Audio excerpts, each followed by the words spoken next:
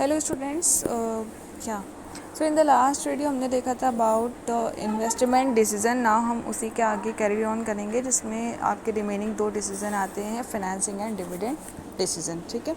सो financing decision की अगर बात करें फाइनेंशियल मैनेजमेंट में, ये किससे रिलेटेड होता है? जैसे हमने बताया था, फाइनेंसिंग मतलब अब हम कहाँ से पैसा ला रहे हैं, इन्वेस्ट करना है। अब आप जानते हो आजकल कंपनीज जो भी हैं, ज़्यादातर मोस्टली कैपिटल जो मेजरली वो अपनी लेके आती है वो तो शेयर से ही लाती हैं। ठीक है। बहुत सारे लोग, हम लोग एज ए स्टूडेंट्स हम लोग इन्वेस्ट भी करते हैं, मैंने भी किया हुआ है। सो इन्वेस्टमेंट हम लोग शेयर्स में भी यूजली करते हैं। इसके अलावा SIP हैं, म्यूचुअल फंड्स हैं एंड डेट वगैरह हैं, बहुत सारे ऐसे इंस्ट्रूमेंट्स अवेलेबल हैं।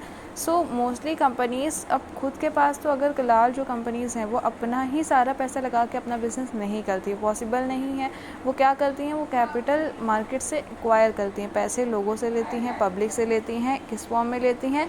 अब या तो आप उनको पैसा दे दो, ठीक है, इस फॉर्म में दे दो कि हम एक तरह से ओनर आपके, अगर हम पैसा लगा रहे हैं तो हम आपकी कुछ ओनरशिप लेंगे उतने पैसे तक की जितना हमने आपकी कंपनी में लगाया है, और बदले में आप हमें प्रॉफिट का कुछ पार्ट दो। मीन्स एक तरह से हम ओनर बन जाते हैं। तो इस तरह से पैसे ले सकती हैं। या दूसरा क्या रास्ता है कि हम लोन ले सकते हैं। ठीक है, हम आपसे लोन लेंगे जिस पे हम आपको, जो नॉर्मल एक लोन का प्रोसेस होता है कि लोन लिया, इंटरेस्ट दिया और एक पर्टिकुलर मैच्योरिटी के पीरियड में उसको रीपे कर दिया, कुछ अमाउंट, एक्स्ट्रा अमाउंट दे करके। ठीक है। तो यही दो तरीके होते हैं और यही दो तरीके कंपनीज़ भी अडॉप्ट करती हैं। सो फाइनेंशियल डिसीजन में, फाइनेंशियल डिसीजन में कंपनी क्या डील करती हैं कि लॉन्ग टर्म सोर्सेज जो हमें चाहिए।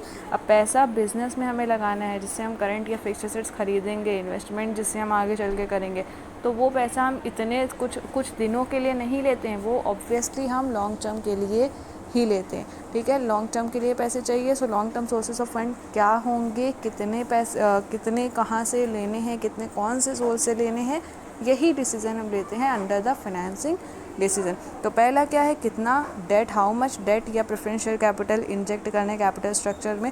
अब ये फाइनेंशियल जो डिसीजन है वो रिलेटेड किससे होता है? कैपिटल स्ट्रक्चर से। ये वाला जो पार्ट होता है, यहाँ पे ऑलमोस्ट हम बात करते हैं कैपिटल स्ट्रक्चर की, कॉस्ट ऑफ कैपिटल की। कैपिटल स्ट्रक्चर क्या होता है? बेसिकली अगर हम एक नॉर्मल लैंग्वेज में आपको कैपिटल स्ट्रक्चर बताएं, तो ये एक कंपनी का वो चीज़ होती है जिसमें हम ये देखते हैं कि हमारा जो ओवरऑल स्ट्रक्चर है, स्ट्रक्चर किसका? स्ट्रक्चर कैपिटल का। स्ट्रक्चर की बात करें, कैपिटल क्या है? पैसा। कि पैसा जो हमारी कंपनी में लगा हुआ है उसमें से कितना पोर्शन लोन का है, मींस कितना पोर्शन डेट से लिया है, कितना portion capital, equity share, preference share के फॉर्म में लिया है, तो कितना कितना पोर्शन कौन कौन सी टाइप ऑफ कैपिटल का रहेगा, यही होता है कैपिटल स्ट्रक्चर। तो वो कैपिटल स्ट्रक्चर कैसा होगा? दैट मीन्स कितना प्रोपोर्शन हम प्रेफरेंस से लेंगे, कितना प्रोपोर्शन हम डेट से लेंगे, कितना प्रोपोर्शन हम इक्विटी से लेंगे, ये डिसाइड करना। देन क्या रेट ऑफ इंटरेस्ट रहेगा, मैच्योरिटी पीरियड कितना रहेगा, जो हम डेट इंस्ट्रूमेंट लेंगे, मीन्स जो हम लोन के फॉर्म में लोगों से पैसा लेंगे, उसका मैच्योरिटी पीरियड कितना रहेगा, 10 साल के लिए लेंगे, 20 साल के लिए लेंगे, कितना इंटरेस्ट रेट पे हम पैसा लेंगे। ठीक है। देन कैपिटल स्ट्रक्चर बैलेंस कैसे करना है। अब इसका मतलब, अब देखिए, अगर आप लोन के फॉर्म में पैसा ले रहे हैं तो वो एक फॉर्म पे हमेशा का बर्डन होता है, क्योंकि आपको वो देना ही देना है। उनसे आपने लोन लिया हुआ है, लोन पे इंटरेस्ट देना है, उस पर आप कुछ भी एक्सक्यूज़ेस नहीं दे सकते। इक्विटी शेयर तो हैं, वो तो एक तरह से ओनर है, तो ओनर तो देखिए, पैसा तभी ओनर को मिलता है ना, प्रॉफिट तभी होता है जब ऑर्गेनाइजेशन के पास कुछ बचता है। तो वो बर्डन नहीं है, वो जैसी सिचुएशन आएंगी उसके अकॉर्डिंगली चलता रहेगा। लेकिन जो डेट के फॉर्म में आप कैपिटल ले रहे हो वो बर्डन है, क्योंकि वो आपको रीपे करना ही करना है। ठीक है। तो वो कैसे, कितना हम कैपिटल स्ट्रक्चर किस तरीके का रखें ताकि हमेशा बैलेंस रहे, एक सरदर्दी ना रहे, हम हमेशा उसको रीपे भी कर सकें, ये भी चीज़ें लेके चलनी है। ऐसा ना हो कि फर्म प्रॉफिट नहीं अर्न कर पा रही और डेट का जो बर्डन है वो बढ़ता ही चला जा रहा है। ठीक है। देन फाइनेंशियल रिस्क फर्म का कैसे ऑप्टिमाइज होगा बिजनेस रिस्क को देखते हुए। दो तरह के रिस्क होते हैं, देखिए, एक होता है बिजनेस रिस्क, एक होता है फाइनेंशियल रिस्क। बिजनेस रिस्क क्या होता है? बिजनेस रिस्क मींस बिजनेस में जो नॉर्मल एक्टिविटीज़ चल रही हैं उस बिज़नेस में जो अप डाउन्स आते हैं। ऐसा तो नहीं है कि अगर आपकी एक साल में 10,000 यूनिट सेल हुई तो अगले साल भी उतनी ही सेल हो। ठीक है, प्रॉफिट हो रहा है, कभी लॉस हो रहा है, वो up and down so her business के आते ही रहते हैं as per your business cycle. So business का ये जो रिस्क होता है कि कब कितना प्रॉफिट हो, कब लॉस हो, ये बिज़नेस रिस्क होता है। फाइनेंशियल रिस्क क्या होता है कि जो हमारा फाइनेंशियल बर्डन है, मीन जिन लोगों को हमें बिज़नेस में पैसा देना ही देना है, वो हमारा बर्डन जो होता है वो फाइनेंशियल रिस्क होता है। कि आपने लोन के फॉर्म में पैसा लिया है, अब उनको आपको हर साल 10,000 इंटरेस्ट देना है, मैच्योरिटी पे उनको 20 लाख रुपए देने। ये क्या है? फाइनेंशियल रिस्क है। ये कब ज़्यादा बढ़ जाता है? जब हमारे लोन बहुत ज़्यादा हो गए। तो इतना भी डेट नहीं लेना है कि लोन बहुत ज़्यादा हो गया और लोगों को पैसा देने वाला बहुत ज़्यादा हो गया कि हर साल 50,000 तो देना ही देना है, प्रॉफिट हो ना हो।